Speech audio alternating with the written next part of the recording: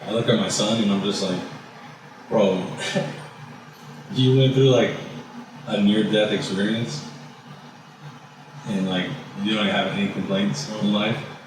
Like he has every reason to bitch and moan and like just be a shitty kid. And he's just like he's a great kid. He's healthy. He like I always tell people like if you never knew like what he went through and like you met him today, you'd be like, oh, Dominic, what's up, man? But like if I showed you the scars on the back of his head, you'd be like, what the fuck happened to him? It's like, yeah, well, there's a story. Hey everyone, I'm very proud to represent our sponsor for this podcast. We're actually located here in Santa Paula inside A+ Branding. They're your one-stop shop for promotional supply products such as t-shirts, custom hats, custom apparels, you name it, they brand it. A+ Branding provides all your promotional needs. They also provide vinyl decals such as stickers. They even did this wall here for me to make sure that this room is branded properly, to make sure that the guests that do come here feels that experience. Make sure to go ahead and check out A+ Branding. You can check them out at their website, aplusbranding.com, and you can go ahead and request a quote from them. Now back to the show. What is up, everyone? Welcome to another episode here at Voice Podcast. I'm your host, Charles Sabiaga. I have a little bit of a dry throat I'm recovering from, so this episode is going to be interesting. I have someone who I've worked with recently, so I'm excited to have his story out here. Started to make a lot more noise recently on the gram. I saw those followers. So we have Jason Ruffinelli of Ruff House BBQ joining us to this episode today. How are you doing today, brother? Good, man. How are you? I'm good, man. I'm glad to have you in here. The first time I worked with you, I got the chance to taste some of your food, and I was like, wow, this is totally different. Like I think that was the first time I've seen what that type of equipment, kitchen equipment can do for a meat if you keep it cooked for such a long period of time. I've never had that experience. So I was like, oh, then you could do way more things with barbecue. So that really got me intrigued, you know? So I'm excited to have you here, kind of get your story out there and see what your episode's about. So for all of our listeners out there, why don't you give us a little background of who you are and how you got started in business? Oh, you got enough time? Oh yeah, fuck yeah, dude, we got all the time right here. Yeah, so I don't know. I've had a job my whole life. I started working with my dad in his business in the dry cleaning when I was like 15, 16, then moved on to fast food, and after high school just started working like these career places, and then I landed at Procter & Gamble in Oxnard in like 2005, 6, and I was well on my way to, just working into like, manager's role as, non-educated, like non-degree technician, and just grinding my ass off, working, 7 days a week on call at the end, nonstop, and I always had this, I went to college briefly for like a year, maybe like after high school. Right. I was gonna do like this hospitality stuff. I was gonna be a cook. I was gonna buy a restaurant one day, and long story short, like money took over. So I never, I had a job and I was making more money than at 18, like than I really needed to. And so I was working overnights. And then trying to go to school in the day, but school was boring. Nothing was happening fast enough, so I was like, fuck, I'll just work. And so money just took over.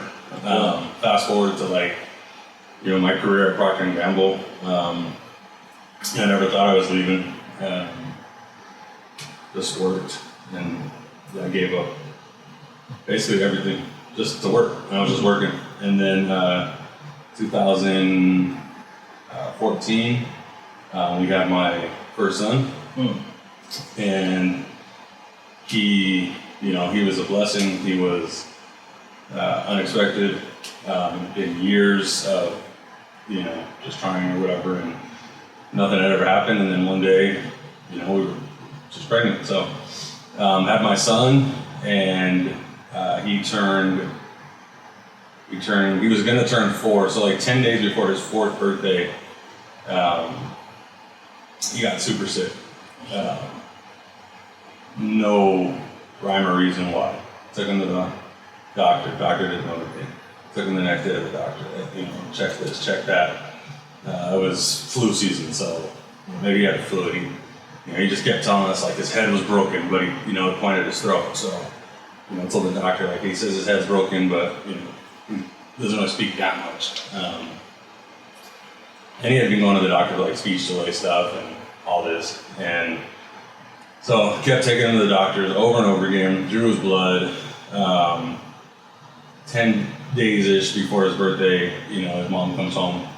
And I said, like, hey, if Dominic gets sick again, like, let's just take him to the ER. Because we bypass all that insurance crap and they'll just take care of him. And like clockwork. She comes home, feed him, throws up. I was like, cool, let's go. So we go to the hospital, CMH in Ventura. They're doing a bunch of tests on him. It's like 10 o'clock at night at this point.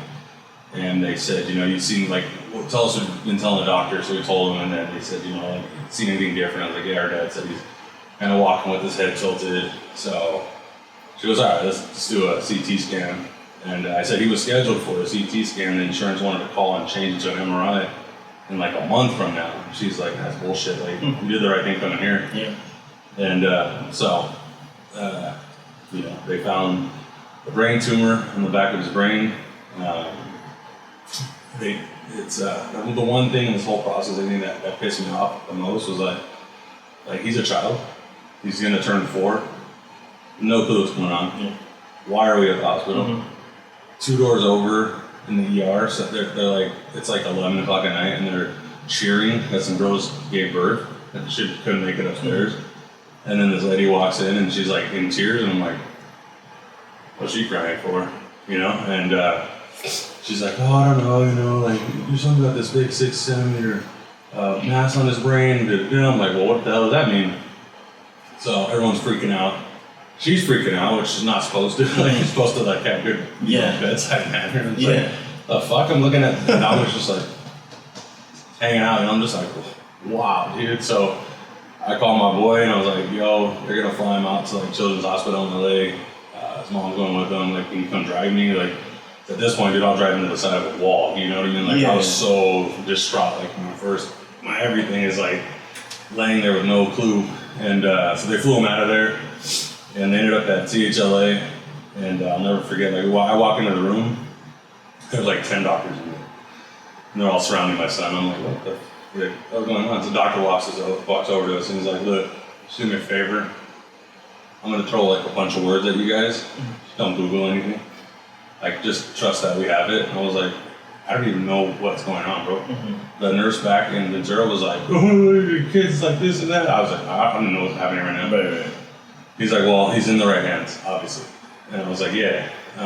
So, 2 weeks later, he does this like 6.5 hour surgery. He's loaded with steroids. His whole entire son is like changing in front of us, whatever. Right. And so he's loaded with steroids for the first couple weeks till the thing shrinks. They do the 6.5 hour surgery on him. He gets out, and they only tell you like what he knows. So like the brain surgeon, he's like, oh yeah, he's good to go like in 10 days, 12 days. Like, everything should be good. And I'm like, all right, cool. So we're sitting there, and then this physical therapist comes in. He's like, so you guys comfortable? I'm like, yeah. And he's like, so you guys are gonna be here for like another 2 months? And I'm like, I'm sorry? I was like, he just said like 10 to 12 days, and he's like, oh, your son can't walk. I was like, what do you mean he can't walk? He's like, yeah, if you sit up right now, you just fall on the floor. Wow. I was like, what? So he's trying to explain to us like what the back of the brain tumor does. And so anyways, a month later, he needed another surgery because he still had water on the brain. So they put a shunt, it's like a valve, and it sits behind his right ear, and it's got this tube that goes like from the brain over his collarbone, like through his chest, all the way down into his stomach, and it winds up. And basically, like, his functionality now is just like ours. Like, fluid drains properly, but it's all because of the valve. Mm-hmm. So it's like everything is going to be a learning curve going forward. So we got out of the hospital, and at this time in 2018, my daughter is my second born. She was born Father's Day of 2017. So she's turning 1, really close to like when he gets out of the hospital. And, I was taking some time off. Probably shouldn't say this on the air, but I don't like that anymore. But I had a blown disc in my lower back. I still have it. So I'd taken a bunch of epidurals from the doctors before I could have surgery. So they had me off of work. Well, it's all coincidence. Like the minute my son got sick, I was off of work for my back. And a week later, like we're in the hospital. So timing, or whatever you want to call it, the stars aligned. Like it afforded me enough time off to like really take care of Dominic and not just his, leaving him with his mom and she taking care of everything. Like luckily, I was able to be there. And so, I was on the fence. Like, how much time off should I take? Yeah. How long do I want to do this? Like, I'm supposed to get all these epidurals. Got my back surgery eventually, which, fast forward like 6 years later, I still haven't had it. So, it's just one of those things. So I just, I was talking to my buddy and I was like, dude, let's barbecue for my daughter's birthday. So my first birthday, there's like 60 people there. And we're making tri-tip and ribs and stuff. And everyone's like super quiet. And he looks at me and he's like, you don't think you should do this? And I was like, dude, like what? And he's like, you should like do this, dude. Like you had that food truck idea last year. Like you were like, because I was gonna do like a Tapas style food truck where like use more like meats, like my products, like so I was gonna turn them into something and like do this whole food truck thing. And I put that to the side and he was like, dude, look around, everyone's quiet, bro. Like you really don't think like this is what you should do? And I was like, maybe. But I've got 2 kids. Yeah. If I was gonna take that chance, it was years ago. And so I went and made the decision to leave Procter & Gamble so that I could, I wasn't stuck working as much as I did. I was only home to sleep. My last 6 years at Procter & Gamble, as I was trying to move up, I was only home to sleep. I was unhealthy. I was, not that I'm super healthy now, but I was 100 pounds heavier than I am now. I was gonna say, you lost weight, bro. But I was eating candy bars and Red Bulls to stay awake, and I was working 20 plus hours. It didn't matter. The machine goes down, they call you at 2 a.m. You gotta wake up. It was everything I wanted my career to be. So, so my buddy's like, dude, I think you should do this, and I was like, nah. So I left P&G. I went to go work at a company called Takeda, Thousand Oaks. They were willing to pay me the same amount of money. I only had to work 8 hours a day, and I only had to work 2 to 10. Paid lunch, 8 hours a day, same amount of money, Monday through Friday. I had to go to work at 2 in the afternoon, It's this is easy breezy. I was chilling, but I was incredibly bored. Some people would dang, you made that much money, and you didn't have to do shit. I had to do anything. I couldn't be a manager because I didn't have a degree. In medical manufacturing, you have to have a degree. So they were like, yo, we'll pay for that, go to school. And I'm like, all right. Nah, I'm good. I was like, dude, you guys are paying me 6 figures to work 8 hours a week. I'm not doing shit. But I was incredibly bored. So I just, I would sit there doing a doodle, and then I would cook for people, and then my boss was like, yo, you really get a barbecue? I was like, I don't know, I like the barbecue. He's like, dude, if I bought the crew lunch, would you make it? And I was like, yeah. So here's a couple $100. So I made them tri-tip ribs. I stuck to the things that I'm good at. Tri-tip rib, a couple sides. And my homie's like, dude, can you do a baby shower? My cousin? I was like, I don't know, maybe. So I just started, just doing stuff. And then 2019, at the end of 2019, I started looking at legit smokers, to see what type of barbecue I wanted to try to do. I figured I'd start somewhat small, but the problem is no disrespect to everyone that's out here doing tri-tip and stuff. Right. It's not what I wanted to get into. The basis of everyone's barbecue, 99% of it out here is tri-tip. Chicken, store-bought sausages, things like that. And it's not what I wanted to get into. Because whoever's out there doing it right now, they're doing it just fine. We don't need another, in my head, there didn't need to be another tri-tip place out here. You know what I mean? It's pointless. There's already, everyone that's out there is already doing it just fine. Right. They don't need another one. We don't need another Starbucks. So My buddy, like him and I used to drive down to like LA. We'd go visit these places off Instagram, you know, backyard pop-ups and stuff like that. And then we found Heritage Barbecue down in San Juan Capistrano. They were opening like mid-COVID, like 2020. He had his plans and he was just like, I'm gonna open anyways. And I'm like, ballsy, bro, but that's cool. We went down there and I was just like, fuck. I'm so glad I chose to get into like brisket, like, because this is like, I get to see what, you know, what they're doing out here in California, like, can it sustain, like, can it be a thing? And so brisket's is one of those things, like, I hang my hat on. It's super challenging. A lot of people think it's boring, because they're just like, you're just sitting outside a smoker for 16 hours? I'm like, sure. Like, if that's what you want to do. Like, I can't afford to stand out in front of a smoker for 16 hours, but it is on there for 16 hours. But you're doing other shit too. Obviously, yeah, I'm in the kitchen, prepping sides, like, doing everything. So it's that like landed me like into that genre of like barbecue. I was like, well, like I'm like not proficient in like Texas style. Like I'm not from Texas, but so we're Texas style in the sense like we sell meat by the pound. You know what I mean? Like I buy by weight and I sell by weight. Gotcha. So and then it's like the Cali flair is like it's my rubs.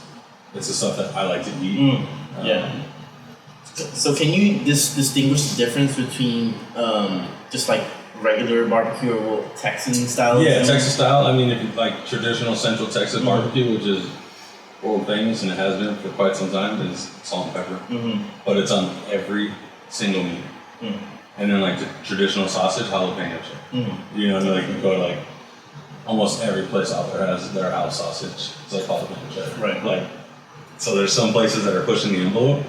They're doing different kinds of sausages, sides, and all that stuff. But I mean, the basis is salt, pepper on all their cooking.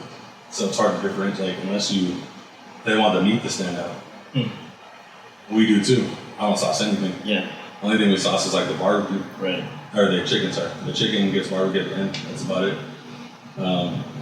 Everything is dry rubbed, and it's all about like the quality of the meat, the flavors of the meat, and then if you want the sauce, we have it available on the side. And the meat that you cook, I mean, like I said, that was the first time I've ever felt something so tender and so juicy. And I remember making a video where you squeeze that, and I was like, damn, I didn't even think meat can look that good. Yeah, I mean, it was a hard decision, bro. Like in 2020, when I was just sitting at work, and I was like.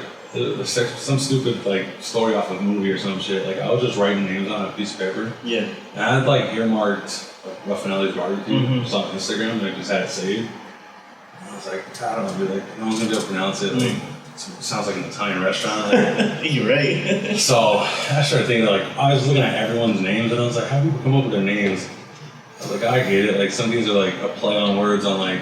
This guy's like Flat Point Barbecue with the two sides of the brisket, the flat and the point. Some people are like Thin Blue Line Barbecue, which is the smoke ring, the line that comes out of the smoker. You're not supposed to be Thin Blue Line. Like, so I was all these names and shit, and I'm just like, literally just like writing stuff down. My boy's like, yo, what are you doing? I was like, trying to figure out what I would call this thing if I started it like for reals. And he's like, it's gotta be Ruff something, right? And I was like, yeah, I mean, you would think. And I started thinking about my kids, like fucking around, you know, rough housing and shit. And I was like, dude.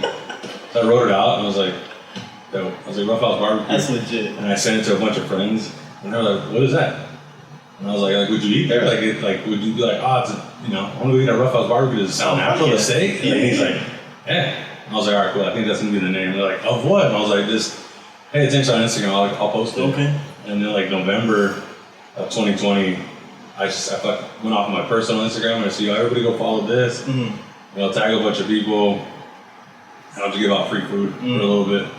And so we gave out free food for a little bit. And this was back in... This is like November of 2020. Yeah, okay, pandemic. So I left what I was doing because, I still worked for like 6 months while I was trying to build this up, but basically we did like home pickups. Take that back. The first time we did delivery. Okay. And we quickly realized what a big mistake that was. Like, freshly sliced meats don't travel well. I always warn people when they take food to go. It's like, not gonna be the same when you get home. Yeah. Just letting you know, like, the minute I put a knife in it, it starts to eat. And on that side of it, like, it's best to eat it here, but I understand not everybody can eat for here. So so delivery was an absolute disaster. And I was like, well, I don't know if I want to be by my house picking shit up, like in the middle of COVID. But I was like, you know what, it's got to be done. So I just did home pickups, going forward. I only had a 120 gallon smoker out in the backyard. I bought a commercial fridge. I bought all the stuff that a restaurant would have. And it's all just like in my backyard in the square. And so we're doing home pickups. Super Bowl of like 21. Took way too many orders. Like, we were overwhelmed. And cars down the street, everyone getting pissed off. And so we got through that Super Bowl. And then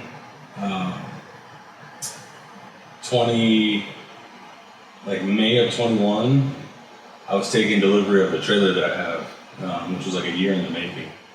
They're all custom built. Your name goes on a list, and then as your name comes up, then they say like final details you want, and then they take them on to build it and then deliver it. So I had just flown out to Texas with my mom. Her and I hit up like 10 to 12 spots. Just ordered trays of barbecue at every spot. My mom was like, dude, I don't even eat. I was like, I know. I was like, we're just gonna give it all away. Like, just eat whatever. But we made sure we got one of everything at every place we went to. We went to Snow's Barbecue, which is like that old lady on Netflix, like the 80-something-year-old lady that's still doing barbecue.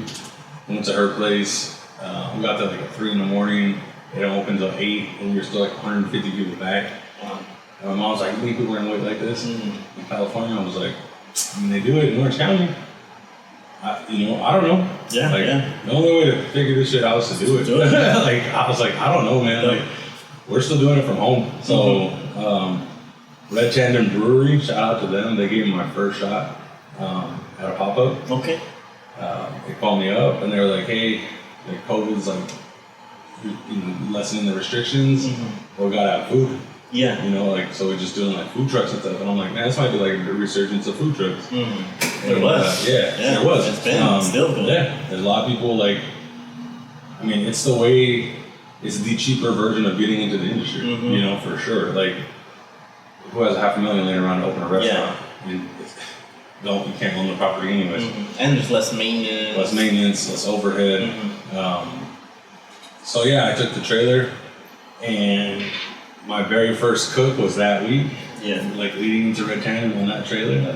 No clue what I was doing. That's the guy that. And it was just you, or did you just my buddy. Your buddy, the guy that told you that, hey, you start this. So I told. What's your buddy's name? Daniel. His name's Daniel. Yeah. So he wasn't doing nothing work-wise. So I was like, dude, like build this up with me, And so yeah. It's like you give me a deal, now you're stuck with me. Yeah. And then my girl, she would do like the cashiering and stuff like that.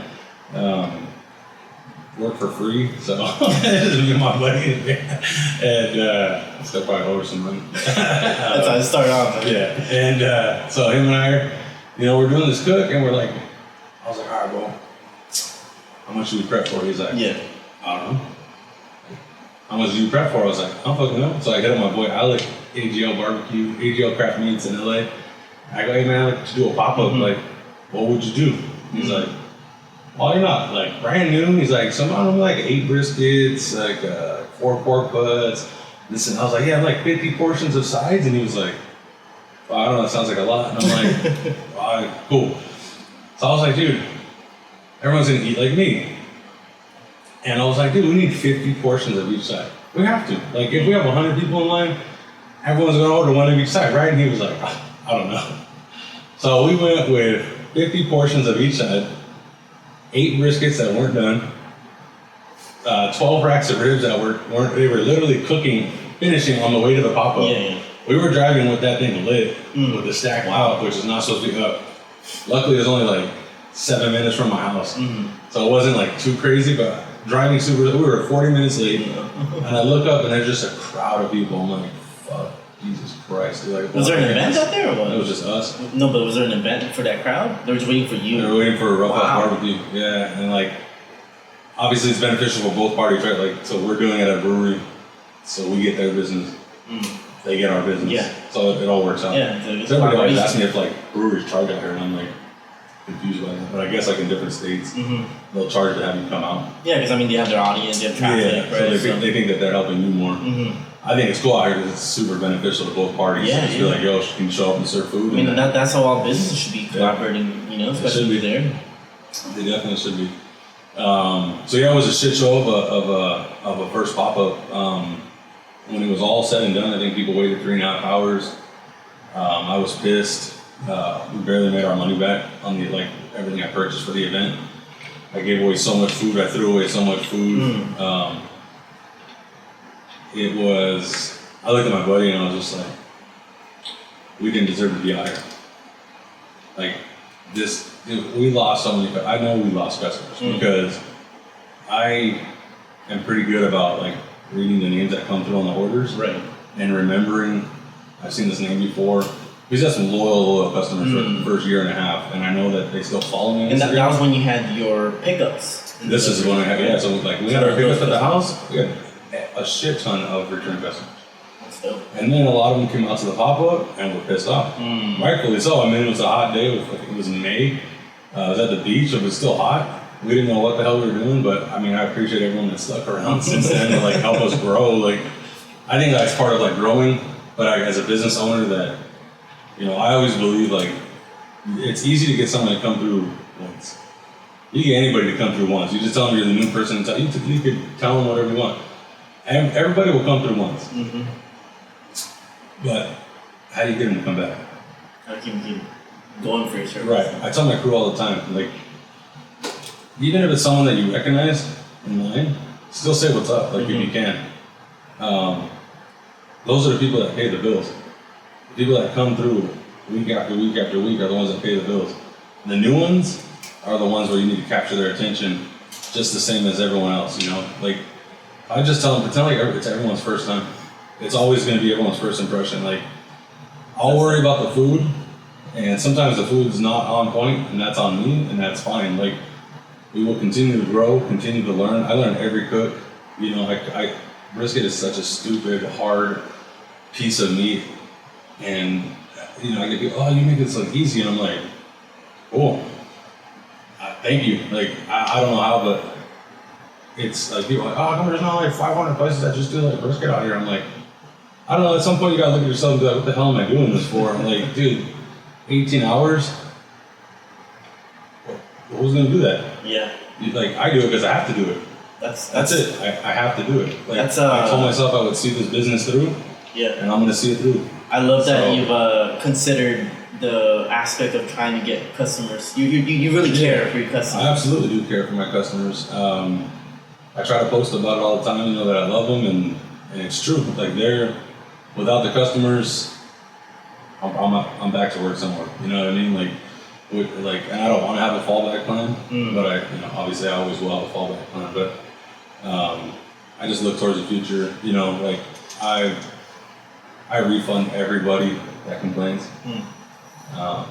People tell me don't do it. They just want the refund. I'm like, fuck it, just give me the refund then. I don't care. Like, I will, give someone a discount when I feel like they feel like iffy on the menu, because I do want them to try it. I get that it's not cheap. It's not meant to be cheap. If it was cheap, I wouldn't be in business.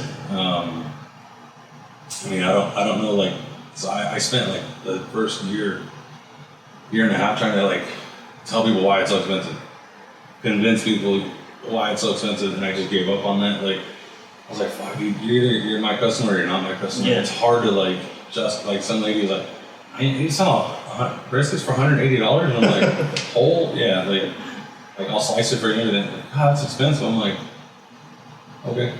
I don't know what to tell you, it's actually cheaper than buying it by the pound. Yeah. Like, I give discounts if you buy whole cuts of meat. Well, I think I'd be interested to hear, for other people, listeners, I mean, what is the process that you do, that you go about your, I'll work through a week. Products? Yeah, so like, so Mondays, I try to take the morning off. I get in and do inventory. If I don't get it done on Sunday night, so I try to get all my orders in by Tuesday. I'm guessing on how many pre-orders there might be, so we open up pre-orders Monday through Thursday. I have to get my order in because I can't short the business because someone wants a last minute like brisket. So I just assume people are gonna order last minute. So I always buy a little over, and then worst case, I can source it for the next day. So Tuesday, Wednesday, we take delivery of everything, start the prep. So I'll start trimming briskets. Wednesday, we'll go through like 20 to 30 a week. We're just open for 2 days. But depending on like caterings and things like that, we'll determine how much we're prepping. But like for Father's Day, for instance, we did 100 pounds of sausage. It's 4 times through the pacer. It's we double grind all of our sausage. So like Wednesdays, we're prepping. We make the sausage mix, trim the briskets, trim the ribs. We'll score the pork butts, slice all the pork belly, open the turkey breast, and get that on a pan or the chicken, whatever we're doing that week. We'll boil off the noodles. We'll prep the beans, and then Thursday we're making beef tallow, which is like all of our fat from our briskets melted down into the oil. We use that oil for some of our cooking process. Yeah. We make our barbecue sauce with it. We wrap the briskets in it. Our fryer, So we're making that, and we're grinding the leftover trimmings from the brisket to make our smashed burger patties. Making pickles, making pickled onions, barbecue sauce, smash sauce, everything that we do, we try to make in-house. So then we get the potato, like literally sides prep on Thursday, and then Friday I start smoking. I start the smoker like at 9 in the morning, 10 in the morning. So you're prepping all this throughout the week? Yeah, prep all week just for 2 4-hour services. And in that process, the food that you're prepping is getting pretty much, would you say, marinated, kind of set up? We'll dry brine. It's called dry brining for the meats. We'll season them 24 hours in advance. But like the sausages, they've got us. It's a 3-day process to make sausage. Yeah. So you've got to grind it and case it one day. You got to let it sit the next day so the casing dries onto the meat. Then you can snip them and cold smoke them the 3rd day. That you're just infusing smoke flavor. Right. So pull those off the smoker, throw them in an ice bath, and then they're ready for Saturday, Sunday. We split the amount in half, and we'll do like 30 for each day. I just had a little meal, now I'm getting hungry. How did you learn all this skill? I mean, was this something that you learned while you were doing this, or you mentioned when you started working at Procter & Gamble, you were trying, or at some point you wanted to start your restaurant business, right? My whole life, I've always wanted to be in business, but I've always kind of cooked. I never nothing professional, nothing like that. I mean, I took some cooking classes. They were like weekend down in Venice. You get some just cooking like nice deals and stuff like that. But honestly, dude, just trial and error. It's a lot of it. I could see why people quit. Yeah. I mean, I tried to quit so many times. I talked myself out of it. It's very easy to quit. Very, very easy to quit. What's kept you going? The fact that I even did this in the first place. I look at my son and I'm just like, bro, you went through a near-death experience and you don't have any complaints in life. He has every reason to bitch and moan and just be a shitty kid. And he's just he's a great kid. He's healthy. I always tell people if you never knew what he went through, and you met him today, you'd be like, oh, Dominic, what's up, man? But if I showed you the scars on the back of his head, you'd be like, what the fuck happened to him? It's there's a story. But it's it's cliche, but the silver lining was, he survived. You could survive anything, bro. I watched a 4-year-old die, bro. I think that's pretty amazing, honestly, pretty touching. So it's I went through the roughest shit last summer. Business was absolutely terrible. We went from when I signed the contract at the music hall, I thought that was my stepping stone, my legitimacy. We're doing pop-ups on Saturday, you know what I mean? And then Thomas Cousins comes through and he introduces, I get introduced to him by a mutual friend, and he's the owner of the music hall. They're from Oakland, and I feed him and the investors and stuff like that. And they're like, damn, bro, good. Dude, you want to like come up with a menu and shit? I was like, yeah, I came up with a menu. It was like, we made a lot of mistakes. You know, the menu was a big mistake. It was huge. It was fit for a restaurant. Concert goers don't give a shit about any of that stuff. Dude. Yeah. For the most part, they just want to come in, grab something, sit down, eat. I mean, we lost a lot of money trying to figure out the concert venues while giving up like on the barbecue part. We had like an 8-month span where like we didn't do any barbecue in 2022. We were trying to open the music venue. Did that mean that in essence you had to kind of lower what steps you had to prepare for your food? Or like it actually got worse. Okay. Because the menu that we had was stupid. Like, I mean, I needed a staff of like 7. I mean, it was a very expensive, very prep heavy menu. I tried to make everything from scratch. So you had to make something more simple. Yeah, I was making ranch. I was making Hawaiian huli dressing for the wing. I was making pickled. It's not good. I was making pickled jalapenos instead of buying them.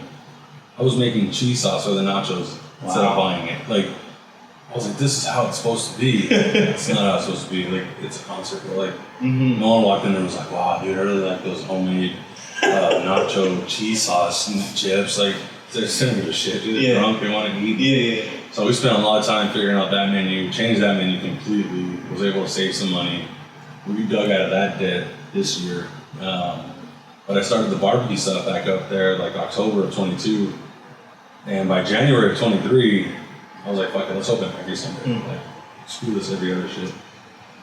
And business just went like a rocket ship. Wow. I was like, whoa. Like, first weekend of January, it's supposed to be the slowest weekend for restaurants. Yeah, usually. Dude, we were sold out in an hour and a half. Wow. And my worker, Maddox, he looks at me and he's like, it's fucking good, right? And I was like, kind of. Like, we didn't fill up the smoker. Yeah. Like, we just sold out of the food we made. I didn't know what to expect, bro. Like, because I gotta take a risk. Every time I cook, I take a risk.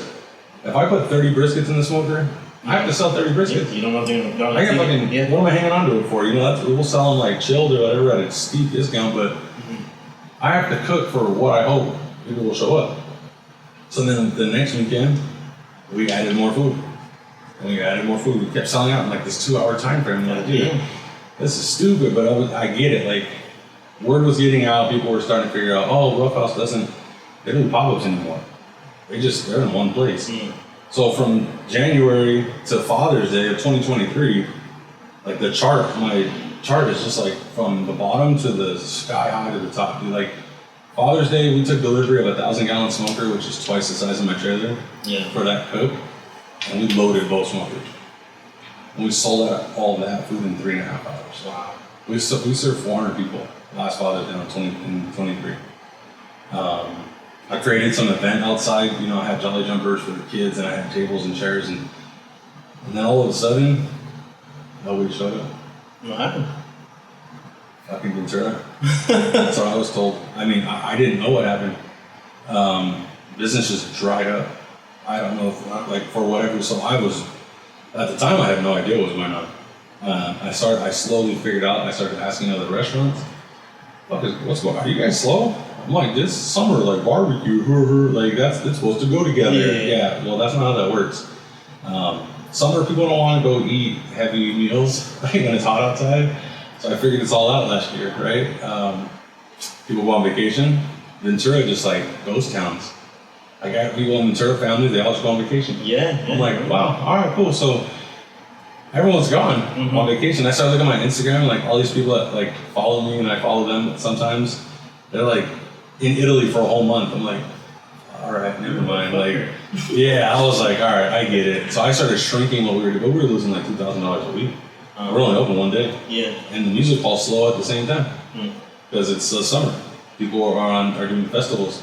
They don't tour through like closed venues like ours.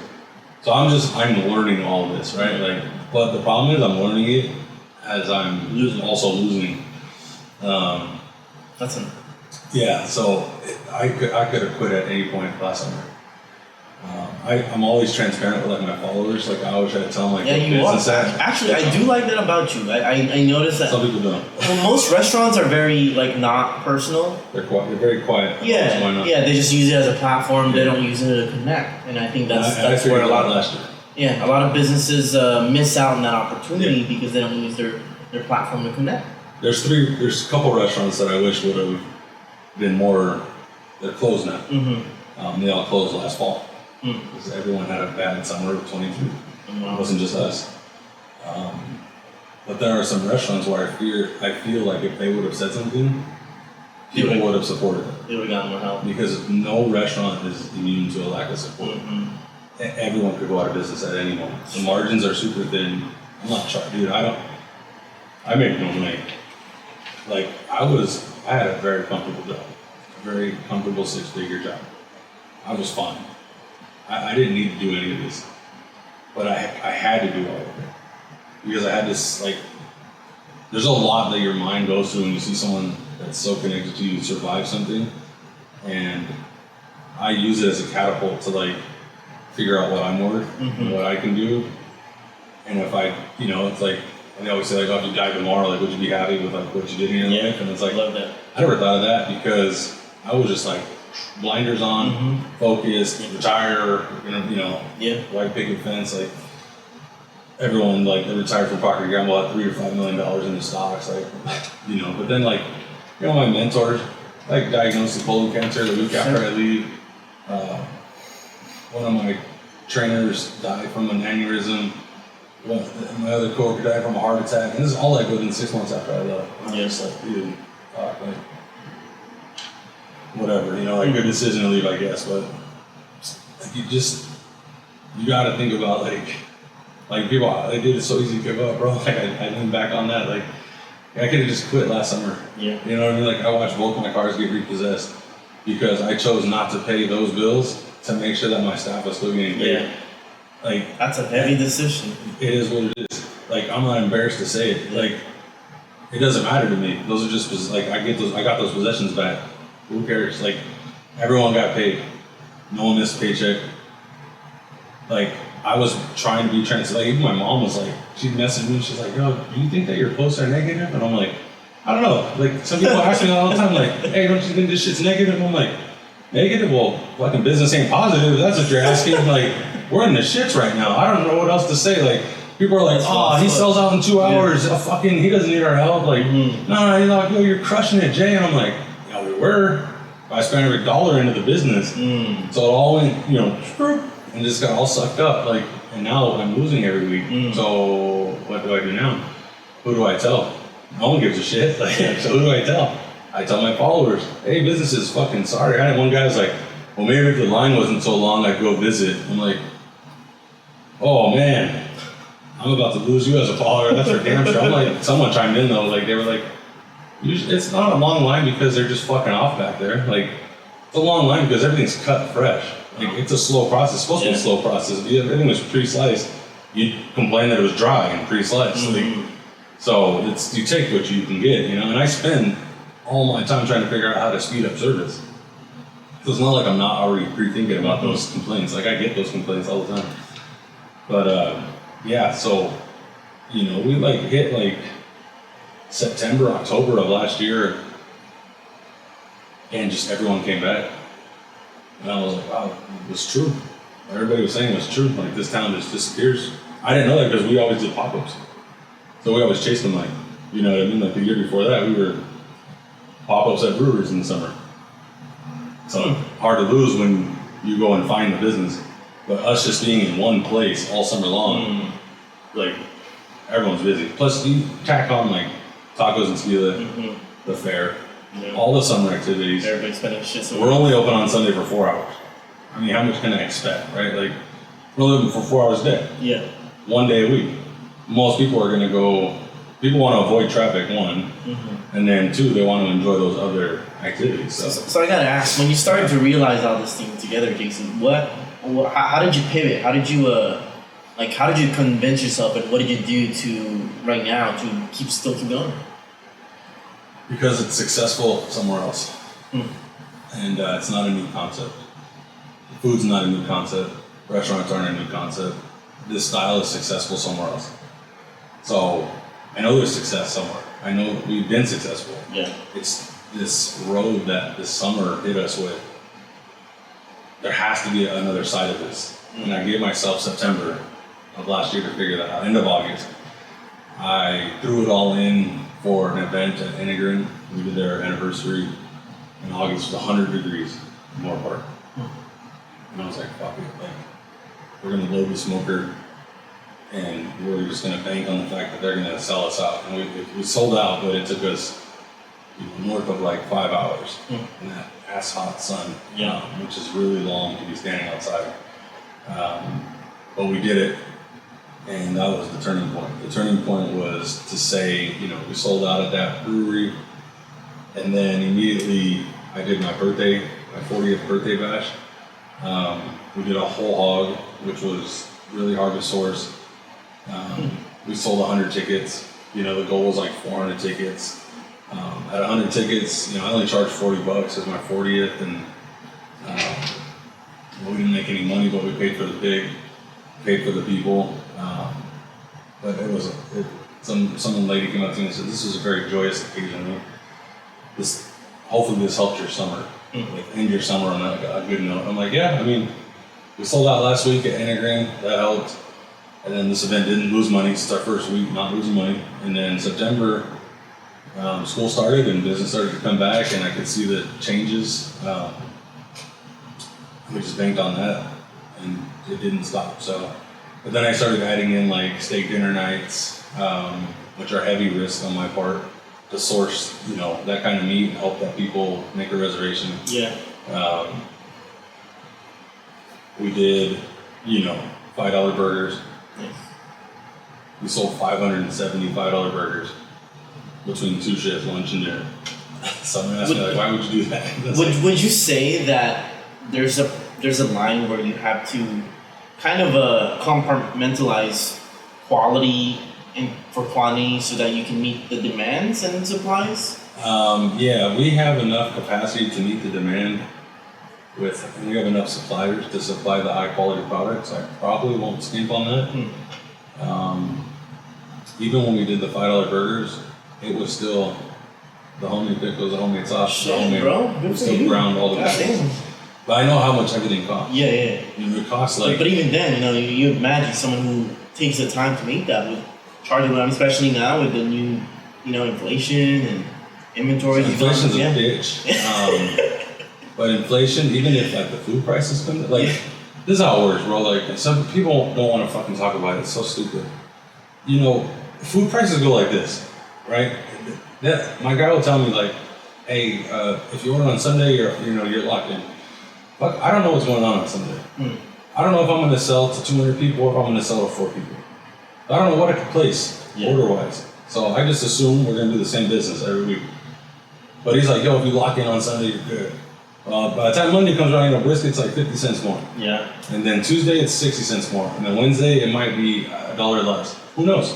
Who knows what every supplier is sitting on, and who knows where they got it, like when they got it and what dates they have on all their stuff, right? So food pricing goes like this.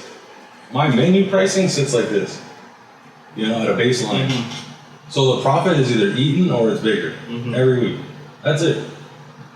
There's no way to change your menu pricing to follow food pricing. You go out of business because people will be like so pissed off. Like, inconsistent. Yeah, so when we sell brisket for $32 a pound, trust me, I don't have a Ferrari outside. You know what I mean? If the bills are paid at the end of the month right now, being open 2 days a week, 4 hours a day, I'm a very happy guy. That's it. But yeah, inflation sucks on like that side, because even when these prices start to fall, like eggs have come down to reality, butters come back to reality. On our side, I don't know, like I don't do a lot of like personal shopping, but like commercial shopping, like eggs have come back down. Right? A case of eggs is back to like $40, $50. It was like 100 and something during the eggflation or whatever. Cheese has come back down to reality. Like a lot of food prices have dropped somewhat. However, even though food prices dropped, the wages went like this. Right, so the wages don't come down. What am I going to ask my employees? You want to make less than $20? Yeah. Like I know I paid you that. Do you want to make less than that? Because the prices came down. You know what I mean? Like you still got to pay those prices. You still got to pay the wages, which I'm fine with paying the wages. I've got several people that make more than $20 an hour. You know what I mean? Like, or you just go to McDonald's, I guess, and make $20. But I think my dishwasher, who is like, it's his first job ever, is making less, and he's more than happy with that. He's learning cook. He's learning prep. He's learning all this shit. He's learning how to work, like how to work himself in the society. He's 17 years old. Wow. And he like just, he's there. You know what I mean? Like he came off a recommendation, and I'm like, I'm not gonna pay you what McDonald's pays. Like just throwing it out there. Like, you know, I'll give you this much, and then you can work your way like everybody else into a higher wage.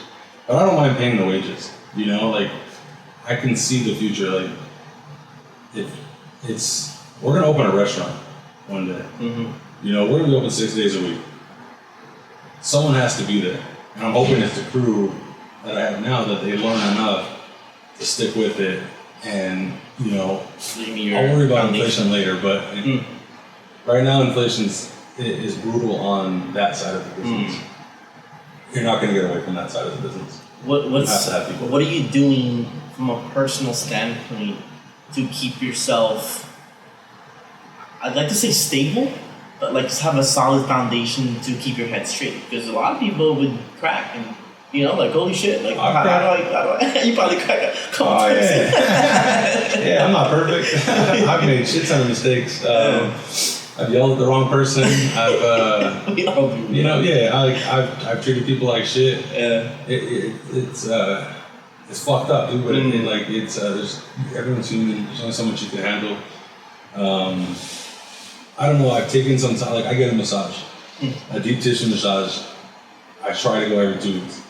That's pretty much the money I spend on myself. I do like to, you know, I do have some like quirks that I like to do on the side that kind of like ease my mind.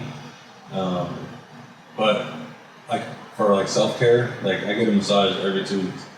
And she'll text me 2 days later, how you feeling? I'm like, cool, I need another massage. Like, she's like, I know, like, I wish they lasted longer than 4 or 5 days. I'm like, yeah, me too, but it at least keeps me going. Like, that was one thing I never did for myself. Like, I didn't know I'd wake up sore. Like, I've got that disc in my back is still blown. I haven't had surgery yet. Okay. I don't have the time off. You know what I mean? Like, I might have someone I can recommend for you. He was on my podcast recently. Okay. I might have some. Yeah. I mean, I've got that going on. I've got a bad shoulder. But it's whatever, dude. Like, I don't, those things, like, some guy asked me the other day, like, how the fuck, I follow all your posts, bro. How the fuck are you still walking? I'm like, I don't know, because I have to do it. Like, so I go back to that, like, I have to do it. And, like, I don't like talking about myself, you know? Like, I hate even sounding like that at all, but it's just, hopefully people understand, you know, there's a lot behind, like, just being open 4 hours a day, 2 days a week.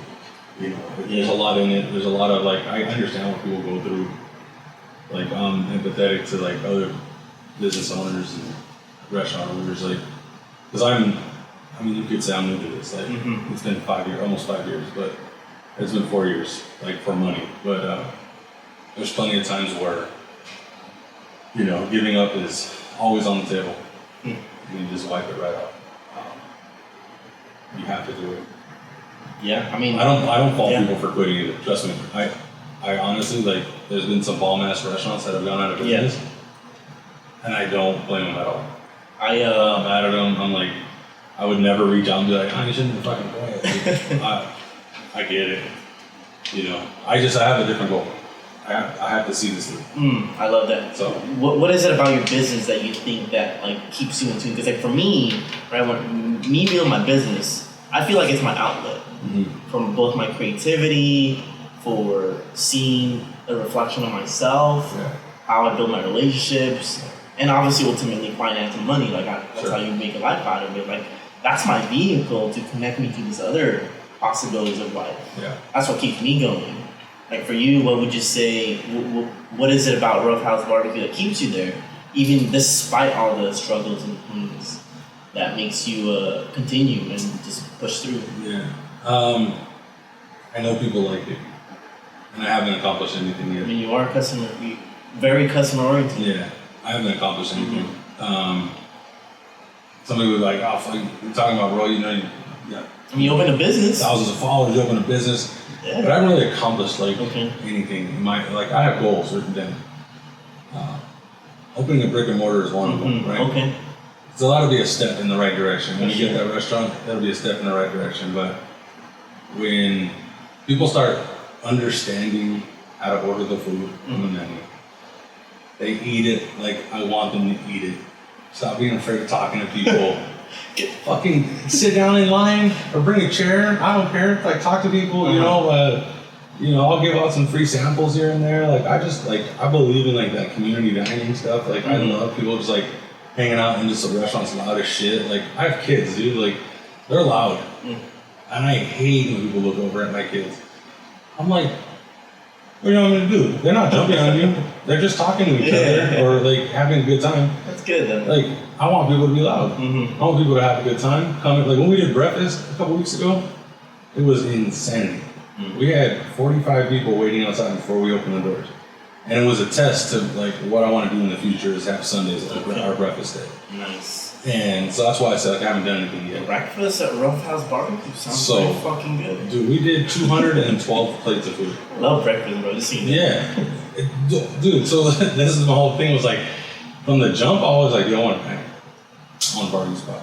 All of this. I'm like, if I could have it all in one place, we will do breakfast on Sunday at the new restaurant. Like that's always been in the plan. Count me in. 9 to 3, breakfast, lunch with the mariachi band playing. Wow. Just vibes, you know, like we did 200 and some plates of food in like less than 3 hours. Love that. I was like part of me was like in shock, and the other part of me was like, well, I had a feeling this is breakfast town. Like you go to any breakfast spot in Missouri on a Sunday morning, it doesn't matter if you think the food's good or not. There's a line out the door. Every seat's full for breakfast. It's true. So why not? You know, show them what I can do. So that's why I said that we haven't done anything yet, because I haven't seen the final product yet. Right. You know, so I will keep pushing until I see the final product. I gotta ask. I'm curious. What's you know, obviously there's besides the money now. So what are steps that you're looking to, you know, get closer to in order to get your brick and mortar spot? Aside from money, not much. It's a very money driven. Okay. I mean, do you have like a location already, like in mind? We do. Okay. So we had a downtown spot, and we had that lease for almost a year, and for tons of reasons, city and other entities, we had to give up on it. It wasn't going to work. Putting smokers indoors is a very difficult because I mean no one uses offset smokers like us at a restaurant. In a restaurant, sorry. You got smoking jays, they got them outside. Ours is going to be indoors because there was no room back or front of the building. So tons of engineering issues. Ended up not working out. Got out of that lease January of this year. So you started a location? We had a location downtown Missouri for well over a year. Announced it last November.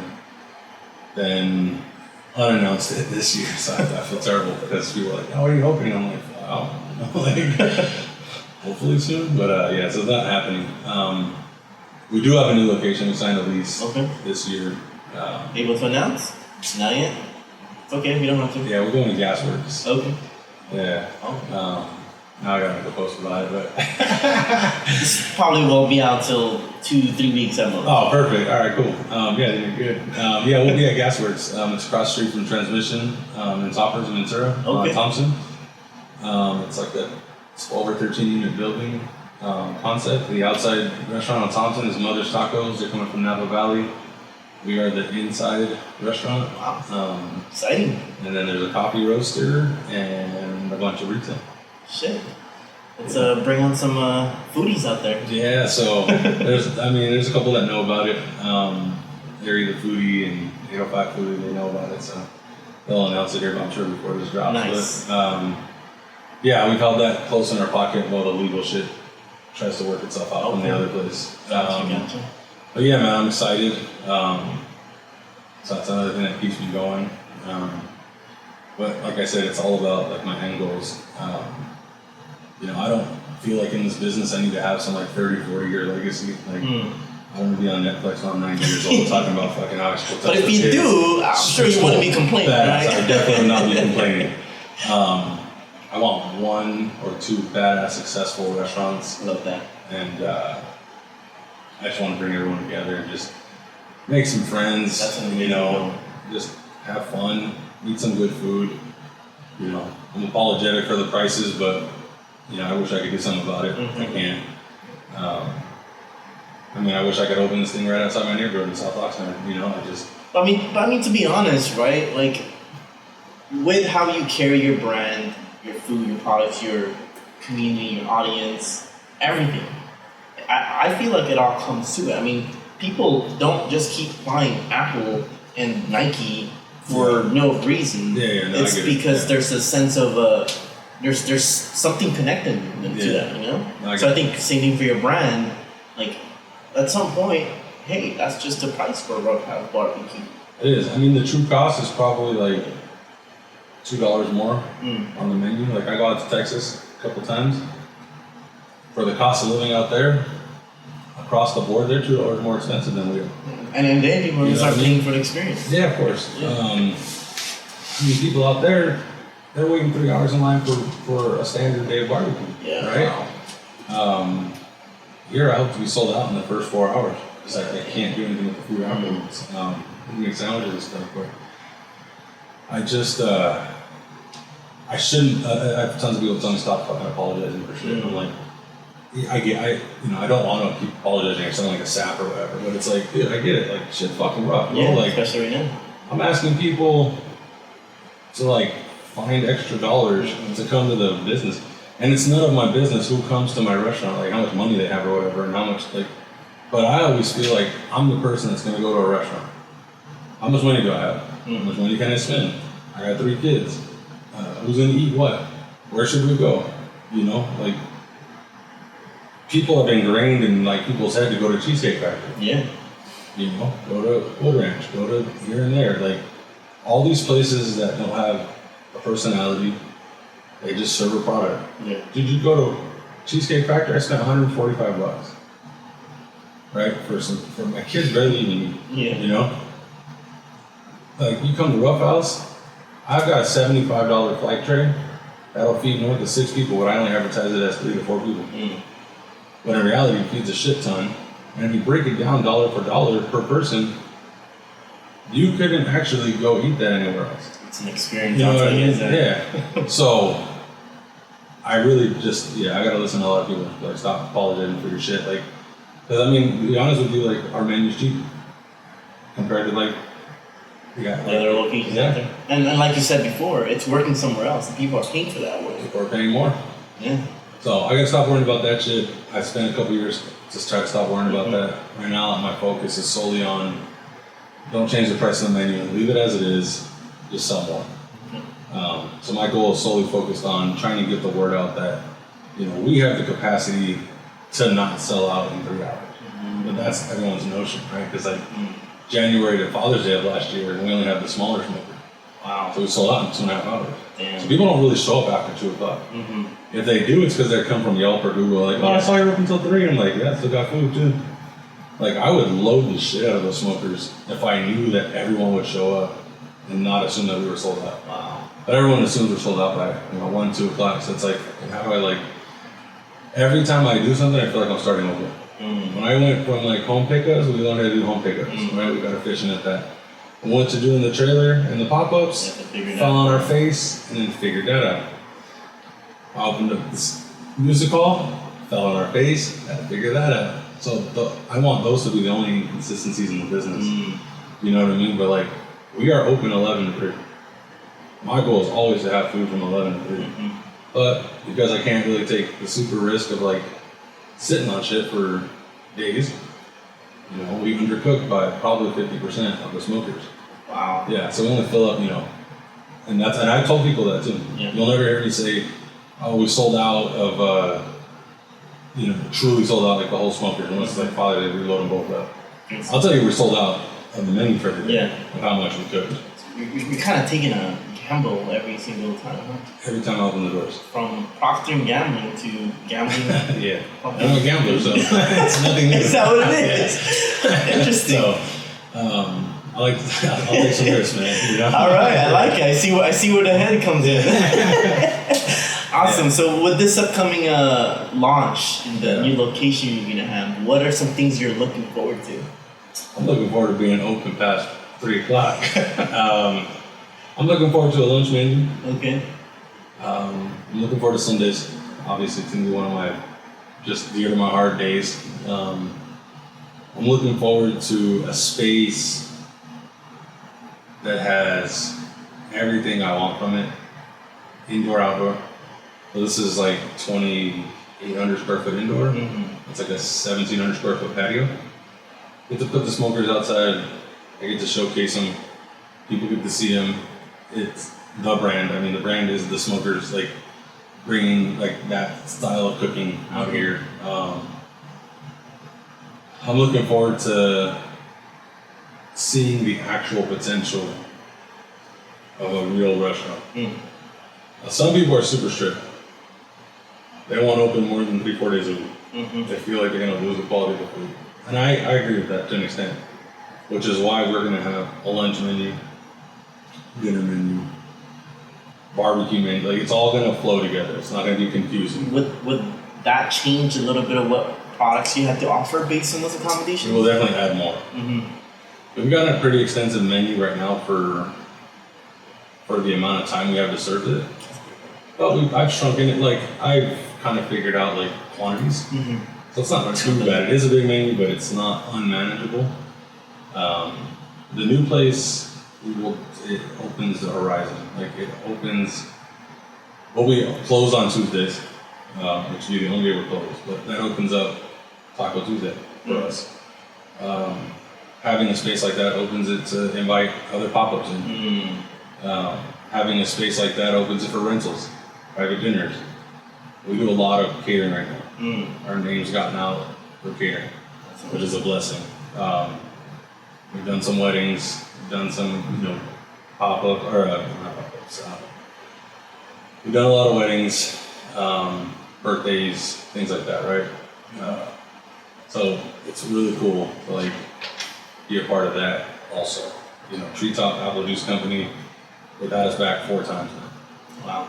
So that means something to me, right? Yep. So that means a lot to me to have a big corporation like Treetop come in and be like, yo, found your name on Instagram. A couple of our people have eaten there before. Gator? I'm like, yeah. Could you come out and do burgers? Yeah. All right, 50 people. Cool. Serving fresh burgers and off the grill. Next time, hey, can you guys like tri-tip chicken, 2 sides? Yeah.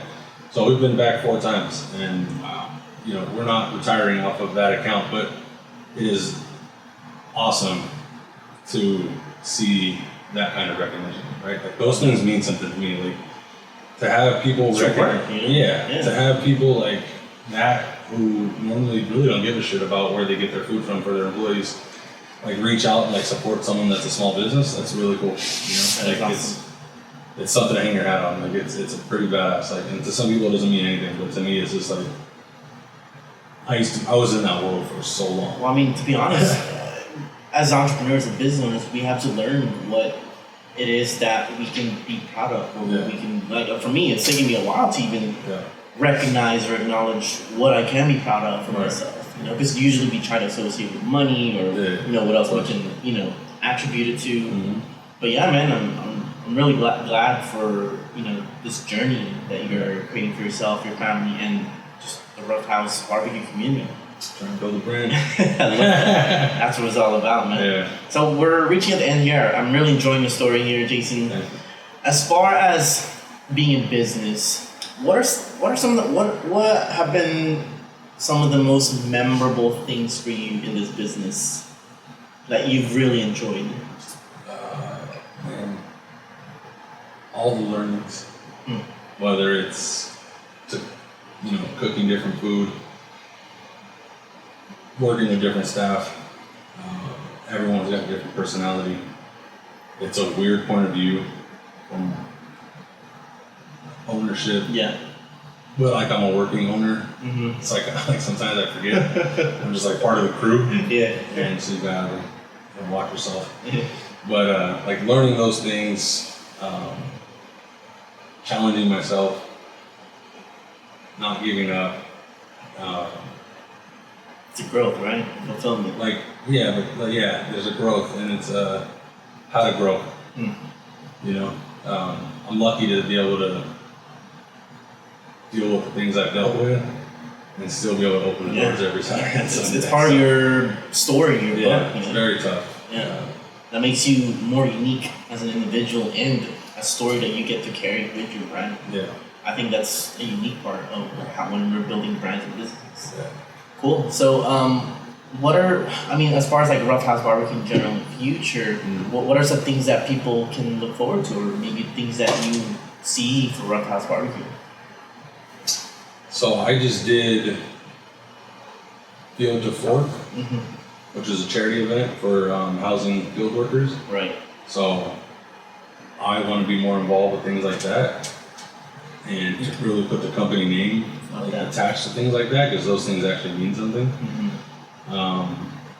Everything that we do, whatever I can do for CHLA. You mentioned you're I'm indebted to them for life. Love that. Shout out to them. Yeah, and they saved my son's life, and so there's not a dollar amount that I could put on how much they deserve. But one day I would love to have like X amount of our earnings go to them. It's a stupid promise to try to do right now because I know how much money and whatever's left over at the end of the day.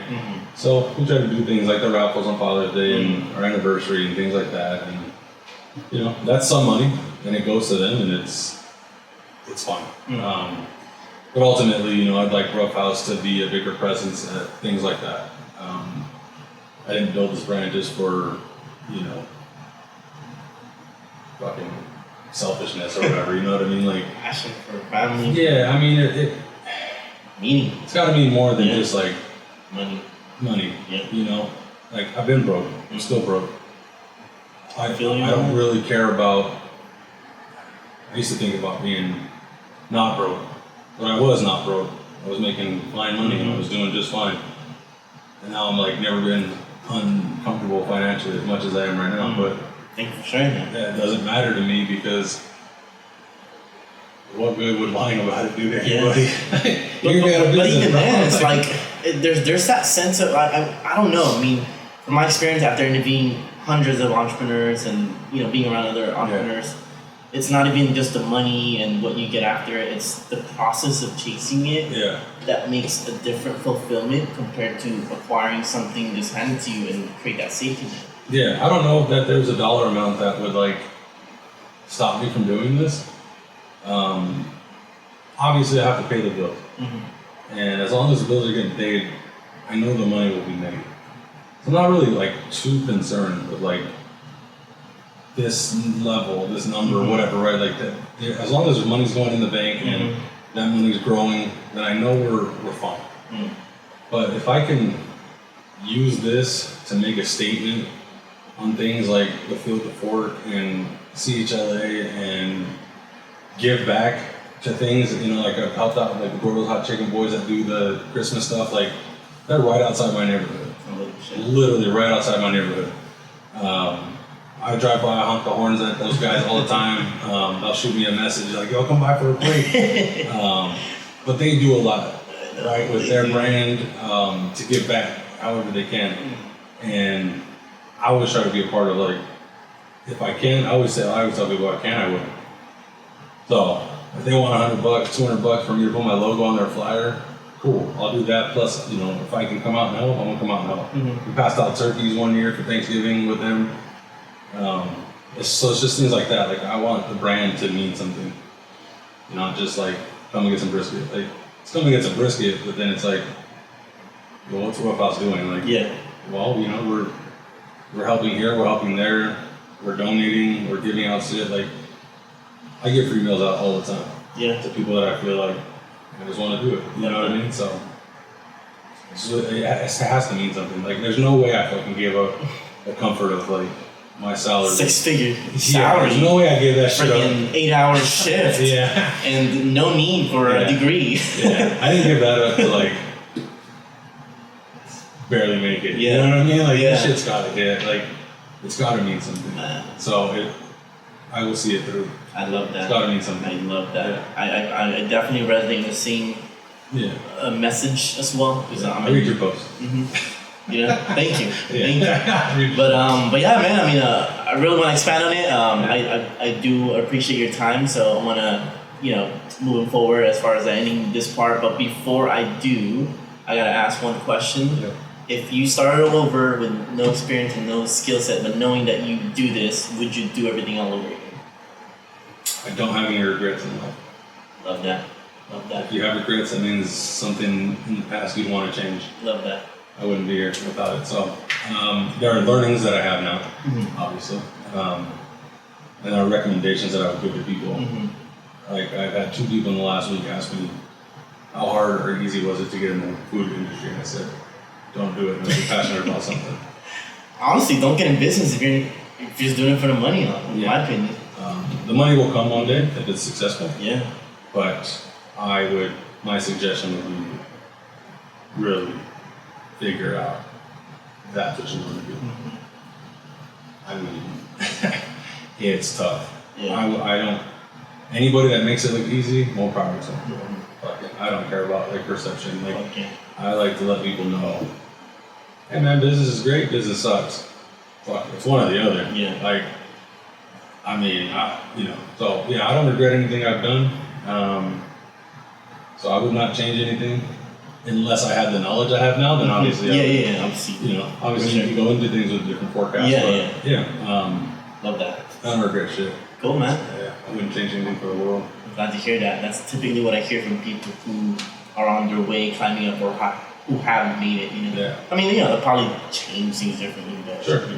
But anyways, cool, man. Well, I really appreciate your time. I'm super excited for what you're gonna build with Ruff House BBQ. I love seeing your updates and your personal story shares and just like being personal with the audience. And it's the first time I've ever. I love seeing the food goes in general. So, cool. Well, I appreciate you for being on the podcast for your first podcast interviews. Yeah. So for anybody who is looking to tune into you, where can they find you and how can they get a hold of you to try some of your delicious products? Yep. First, follow on Instagram or the website, ruffhousebarbecue.com. We're open every Saturday and Sunday unless noted otherwise. Inside the Ventura Music Hall, 1888 East Thompson Boulevard, 11 to 3, unless we sell out first. But best case, if you want everything off the menu, 11 to 1. Other than that, we'll probably start selling that stuff. But to reiterate, we have the capacity to sell for hours. You guys heard it here. You guys heard it here. We don't sell out that fast if we don't have to. Awesome. Well, I really appreciate you for coming to us out here at Santa Paula and checking out the studio and doing the podcast. Yeah, appreciate you having me. For sure. And for everybody tuning in, we'll see you guys in the next episode.